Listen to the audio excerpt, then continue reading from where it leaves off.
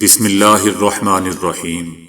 السلام علیکم دوستو، دنیا بھر کی خبروں میں آج آپ سنیں گے، لیکن اس سے پہلے اگر ہو سکے تو لائک اور سبسکرائب کا بٹن ضرور دبا لیں۔ شکریہ۔ جیسا کہ دوستو ہم جانتے ہیں کہ امریکی صدر ٹرمپ اور ان کے نائب صدر اور یوکرینی صدر کے درمیان جمعے کے روز ایک انتہائی سخت اور غیر معمولی بحث دیکھنے میں آئی۔ امریکی اخبار واشنگٹن پوسٹ کا کہنا ہے کہ اس طرح کی گرما گرمی عام طور پر عالمی رہنماؤں کے درمیان بند دروازوں کے پیچھے ہوتی رہی ہے، مگر اس بار یہ بحث دنیا بھر کے میڈیا کے سامنے ایک ہجوم سے بھرے کمرے میں واقع ہوئی۔ واشنگٹن پوسٹ کا لکھنا ہے کہ جس میں یوکرینی صدر دیگر عالمی رہنماؤں کے برعکس خاموشی سے بے عزتی سہنے کی بجائے صدر ٹرمپ کے سامنے ڈٹے نظر آئے۔ یوکرین جنگ کے خاتمے کے ممکنہ معاہدے پر واشنگٹن اور یوکرین کے درمیان بڑھتی ہوئی کشیدگی کے دوران جب دونوں ممالک معدنی وسائل کے حقوق پر ایک معاہدے تک پہنچ چکے ہیں، ان کے رہنماؤں نے کئی اہم نکات پر کھلے عام سخت الفاظ کا تبادلہ کیا۔ یوکرینی صدر کا کہنا تھا کہ امریکی صدر ٹرمپ اور ان کے نائب صدر پیوٹن کے ارادوں کے بارے میں زیادہ محتاط نہیں ہیں۔ ایک صحافی نے صدر ٹرمپ سے سوال کیا کہ وہ صدر پیوٹن کے ساتھ بہت زیادہ نرم رویہ اختیار کر رہے ہیں، جس کے جواب میں صدر ٹرمپ کا کہنا تھا کہ آپ نے دیکھا ہوگا کہ یوکرینی صدر کو صدر پیوٹن سے کتنی نفرت ہے۔ میرے لیے ایسے شخص کے ساتھ امن معاہدہ کرنا مشکل ہوگا جس کے دل میں اتنی شدید نفرت ہو۔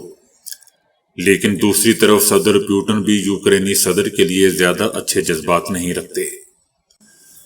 امریکی نائب صدر نے گفتگو میں مداخلت کرتے ہوئے کہا کہ وقت آ چکا ہے کہ امریکہ دھمکی امیز رویہ ترک کر کے سفارتکاری کا راستہ اپنائے۔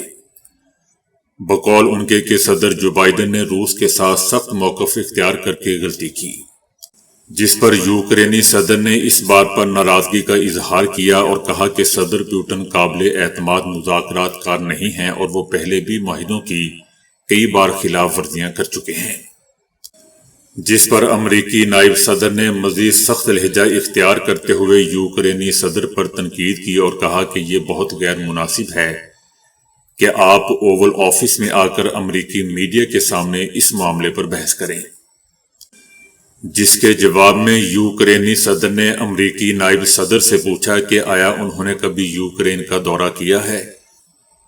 امریکی نائب صدر دوستو جو ماضی میں یوکرین کے لیے مالی امداد کے سخت ناقد رہے ہیں، انہوں نے سوال کو مسترد کرتے ہوئے کہا کہ یوکرین کا دورہ کرنا ایک پروپیگنڈا ٹور ہوگا، جس پر یوکرینی صدر نے خبردار کرتے ہوئے کہا کہ اگر روس کو مغرب کی جانب پھیلنے کا موقع دیا گیا تو اس کے اثرات بالآخر امریکہ پر بھی پڑیں گے۔ یہ سن کر صدر ٹرمپ غصے میں آ گئے اور کہا کہ یوکرین کی پوزیشن کمزور ہے اور اسے امریکہ پر زیادہ انحصار کرنا ہوگا۔ آخر میں صدر ٹرمپ کا کہنا تھا کہ یہ معاہدہ مشکل ہوگا کیونکہ رویے تبدیل کرنے ہوں گے۔ اس دوران دوستو یوکرین کی امریکہ میں سفیر اوکسانا طویل وقت تک سر پکڑ کر بیٹھی رہیں، جس سے ظاہر ہوتا ہے کہ یہ صورتحال یوکرینی وفد کے لیے کتنی پریشان کن تھی۔ ایک موقع پر صدر ٹرمپ نے یوکرینی صدر سے کہا کہ آپ چاہتے ہیں کہ میں صدر پیوٹن کے بارے میں سخت الفاظ استعمال کروں اور پھر کہوں کہ ہیلو پیوٹن، ہم معاہدے پر کیسے کام کر رہے ہیں۔ واشنگٹن پوسٹ دوستو مزید لکھتا ہے کہ ٹرمپ جو یوکرینی صدر پر بار بار تنقید کر رہے تھے، صدر پیوٹن کے لیے نرم لہجہ اختیار کیے ہوئے تھے، یہاں تک کہ انہوں نے صدر پیوٹن کے خلاف ماضی میں ہونے والی امریکی تحقیقات کو بھی ایک جعلی مقدمہ قرار دیا اور کہا کہ صدر پیوٹن کو جھوٹے الزامات کا سامنا کرنا پڑا۔ اس میٹنگ کے بعد صدر ٹرمپ کا کہنا تھا کہ یوکرینی صدر اس وقت امن کے لیے تیار نہیں ہیں کیونکہ اسے لگتا ہے کہ امریکہ کی مداخلت اسے مذاکرات میں برتری دیتی ہے۔ میں برتری نہیں چاہتا، میں امن چاہتا ہوں۔ اس نے ہماری بے عزتی کی ہے، وہ تب واپس آ سکتا ہے اب جب وہ امن کے لیے تیار ہو۔ واشنگٹن پوسٹ دوستو مزید لکھتا ہے کہ یہ صدر ٹرمپ کا بیان ظاہر کرتا ہے کہ صدر ٹرمپ یوکرین کے حوالے سے اپنے موقف کو مزید سخت کر دیں گے۔ جو یوکرین کے لیے مزید مشکلات پیدا کر دے گا۔ دوسری طرف یوکرینی صدر کی حکمت عملی یہ بھی ہو سکتی ہے کہ وہ یورپی ممالک کو یہ اشارہ دیں کہ امریکہ پر انحصار کیے بغیر انہیں خود ہی روس کے خلاف مضبوط ہونا پڑے گا۔ یہ کہنا دوستو قبل از وقت ہوگا کہ اس بحث کا جنگ پر کیا اثر پڑے گا، لیکن یہ واضح ہو چکا ہے کہ امریکہ اور یوکرین کے تعلقات پہلے سے زیادہ پیچیدہ ہو چکے ہیں، اور صدر ٹرمپ کی پالیسیوں کا اثر مستقبل میں یوکرین کی بقا پر بھی پڑ سکتا ہے۔ جیسا کہ دوستو ہم جانتے ہیں کہ گزشتہ ماہ فروری کے آخر میں یہ خبر سامنے آئی تھی کہ جس میں امریکی صدر کی جانب سے یوکرین میں نایاب معدنی ذخائر سے متعلق کہا گیا تھا کہ اگر یوکرین روس کے خلاف امریکہ کی حمایت برقرار رکھنا چاہتا ہے تو اسے چاہیے کہ یہ ذخائر امریکہ کے حوالے کر دے۔ تاہم اس تجویز کے بارے میں یوکرین کے صدر نے کہا تھا کہ یہ کوئی سنجیدہ بیان یا گفتگو نہیں ہے، میں اپنا ملک نہیں بیچ سکتا، جس کے بعد سے دونوں صدور کے درمیان حالات کچھ ٹھیک نہیں تھے۔ تاہم اس کے باوجود یوکرین کے لیے امریکہ وہ ملک ہے جو روس کے ساتھ جاری جنگ میں اس کی خاصی مدد کرتا رہا ہے اور آگے بھی شاید کرے۔ ایسے میں ہی اب گزشتہ روز یوکرین کے صدر یوکرین جنگ اور معدنیات کے معاہدے پر امریکی صدر ٹرمپ سے بات چیت کے لیے وائٹ ہاؤس پہنچے تھے، لیکن امریکی صدر ٹرمپ اور یوکرین کے صدر کے درمیان وائٹ ہاؤس میں ہونے والی ملاقات میں اس وقت بدمزگی ہوگی جب یوکرینی صدر کی امریکی صدر اور نائب صدر سے معدنیات سے متعلق معاہدے پر بات چیت کے دوران تکرار ہو گئی۔ سامنے ہونے والی بات چیت میں اس وقت ماحول گرما گرم ہو گیا جب امریکی صدر ٹرمپ نے یوکرینی صدر سے کہا کہ روس کے ساتھ معاہدہ کریں ورنہ ہم پیچھے ہٹ جائیں گے، جس کے جواب میں یوکرینی صدر کا کہنا تھا کہ روسی صدر پیوٹن کے ساتھ کوئی سمجھوتا نہیں ہونا چاہیے۔ اسی دوران صدر ٹرمپ نے یوکرینی صدر سے کہا کہ آپ کا ملک جنگ نہیں جیت رہا، نہ جیت سکتا ہے، آپ ہماری وجہ سے اس جنگ سے نکل ضرور سکتے ہیں۔ اگر آپ کی فوج کے پاس ہمارا دیا ہوا اسلحہ اور عسکری ساز و سامان نہیں ہوتا تو یہ جنگ 2 ہفتوں میں ہی ختم ہو جاتی۔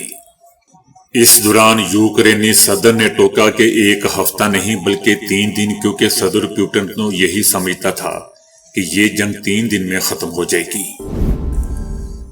وائٹ ہاؤس کی میٹنگ میں صدر ٹرمپ نے یوکرینی صدر سے کہا کہ آپ تیسری عالمی جنگ کا خطرہ مول رہے ہیں، آپ امریکہ کی توہین کر رہے ہیں، آپ کو امریکہ کا شکر گزار ہونا چاہیے، آپ کے پاس آپشنز نہیں ہیں، آپ لوگ مر رہے ہیں، آپ کو فوجیوں کی کمی کا بھی سامنا ہے۔